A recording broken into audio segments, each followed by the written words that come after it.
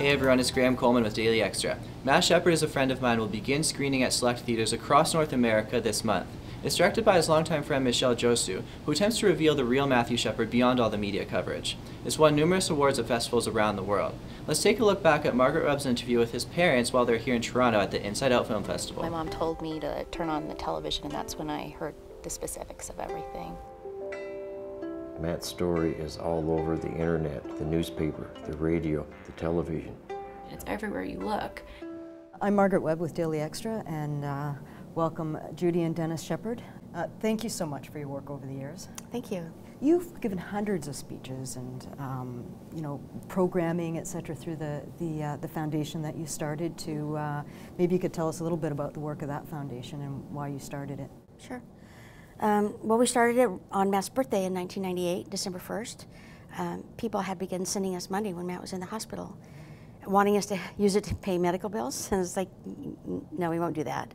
So we want to put it to use to help Matt's friends and his peers and maybe in some way create a better world for them.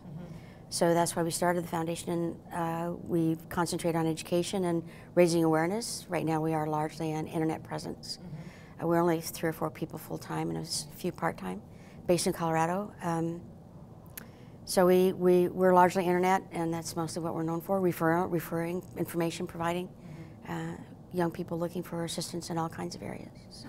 In terms of your work through the foundation and speaking to so many people and exploring this issue of homophobia and hatred for difference, what is your understanding of maybe the underlying causes of this?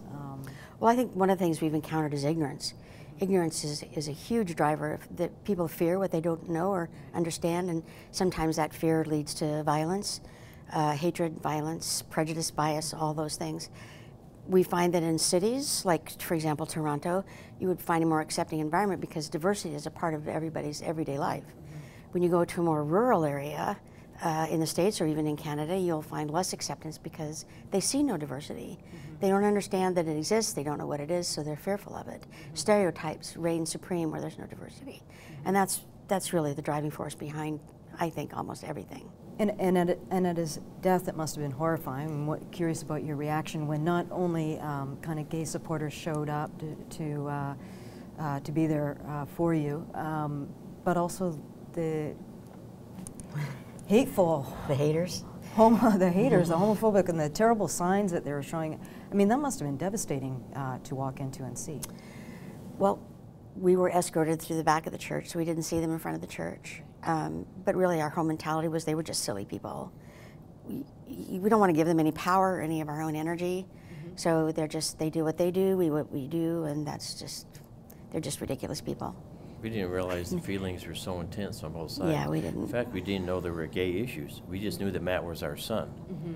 And we didn't really know much about the gay issues until after Matt was beaten. And we were suddenly forced into the public eye to talk about these issues. And it was all Judy, because I had to go back to Saudi Arabia. So she became the force behind the movement to keep this in the public eye, to get equal rights for everybody. Your work every day kind of peels back a bit of the scab that may have formed.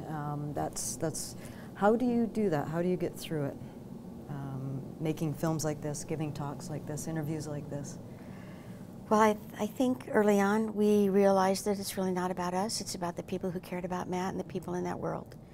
I mean, we were comforting people who came to Matt's funeral. They weren't comforting us. It was a role we took on because we understood where it was coming from. It was a need for them to express their own fear and their own anxiety about what's happening to them and in their lives.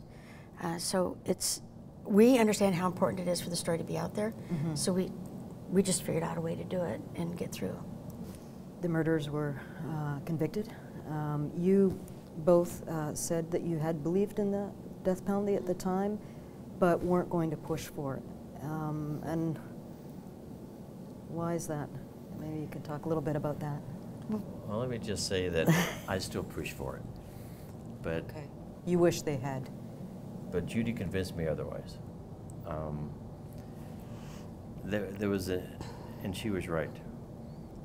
You put him in prison, deep into prison, where no one remembers them. They're not on death row where they can go through the appeals and possibly get out on technicality.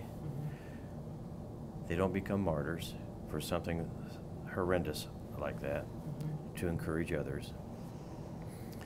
And she realized at first how important that was. Plus, we didn't have to worry about our other son having to go through the turmoil of them possibly getting out on parole. Court appearance after court appearance for mandatory appeals, they were just gone. Yeah. I just wanted it to be over. I didn't want to ever see them again. And this is how we did that. And she was right to convince me. It took a lot of convincing. It did.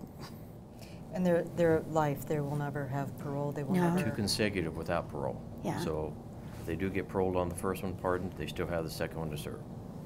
Okay. How are we going to change homophobia moving forward? How are we going to take this very hateful crime that it still happens here in Toronto? Not so long ago, we had a young man who came out of a club on his sister's birthday and got into an altercation with somebody in a truck and was run over. This is still going on, and it's going on not just in rural areas, but in big cities that are supposed to be tolerant and diverse and accepting. What's the work that still needs to be done? And Well, it's still a mystery to a lot of people why some would be gay and some straight. And I think the ultimate thing is people have to realize you just are who you are. It isn't a choice you made. You just are who you are. And the more folks in the gay community tell their stories and someone realizes, oh, my neighbor and I adore and respect my neighbor is gay, their whole perspective of what the gay community represents is changed. And the more we do that, the closer we are. The younger generation kind of, I think, is already there. They just don't care. It's us, it's our generation who still holds that. And we teach that. If we hold those beliefs, we teach those to our children. So it's going to be a societal change for sure. Will it ever come 100%? I don't think so. Racism exists after all these years still. It's still an issue. But it's getting better. It's But getting you better. can't bury it on the back pages either. No, I gotta it talk has to about be it. out there, whether it's race, religion, or sexual orientation. When you have a crime like the young man who was run over, that needs to be publicized and then not forgotten about and put, well, the perpetrators on 2 lines on the back page, this is what happened to him. That the whole thing needs to be done to educate the public on the whole thing. They can't just drop it after the sensational headlines are over. And that's part of the problem. It's continual education and reinforcement. And I guess a final question, if Matt's looking down on us from somewhere, how's he feeling about the change that's come about? Well, I think his passing. I think he'd be thrilled. He'd be I think going he'd be faster, faster. proud as can be of what his mother's done, because she's an introvert off the scale. And to see her out here actually putting herself in the public eye like this for her son and all the other kids, straight or gay, who are bullied and discriminated against because they're different, he'd be so proud. It's the work of hundreds of people, thousands of people that have made the change, and he would be thrilled. He'd be thrilled. Well, thank you again for all your work. Thank you very We really much. appreciate it. Thank you. Thank you so much. Thank you. Thanks for watching, and don't forget to subscribe to our channel.